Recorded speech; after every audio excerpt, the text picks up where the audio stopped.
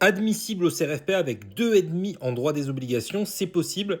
10 en SP, 10 en procédure, mais 15 en note de synthèse. Et oui, ça, c'est grâce au COEF3. COEF2, COEF3, comme ça, on a l'impression qu'il n'y a pas une grosse différence, mais COEF3, en fait, c'est le double. C'est 50% de plus, pardon. Donc, c'est vraiment énorme.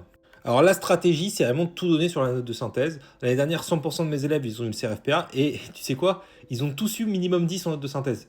Moi-même, je suis arrivé 7ème de mon IEJ du premier cours sans prépa. Et j'ai vu 14,5. A priori, la meilleure note de mon IEJ en note de synthèse.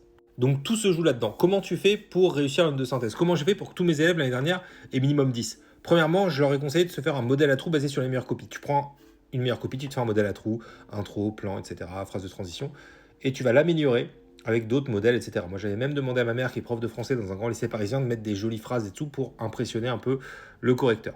D'ailleurs, je l'ai mis sur mon lien en bio, tu peux aller le retrouver sur mon lien en bio, mon modèle si tu veux. Ensuite, les plans types. Si vous allez avec les plans types de l'IEJ de la prépa, c'est très casse-gueule. Vous allez vous en rendre compte très simplement. Analysez les annales depuis 2017, des vrais sujets, des vraies copies comme celle-ci ou des corrigés, vous allez voir que c'est toujours les mêmes 3 plans types qui tombent. Avec des petites variantes, mais les mêmes 3 plans types. Et que certains types de sujets donnent certains types de plans types en fait.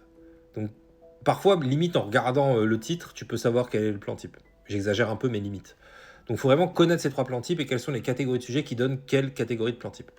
Et savoir identifier les plans types rapidement. Pareil, je les ai mis sur mon lien en bio si vous voulez aller voir. Mais ça, pour moi, c'est la priorité. Donc, vous faire un modèle à trous et analyser les plans types qui sont tombés depuis 2017.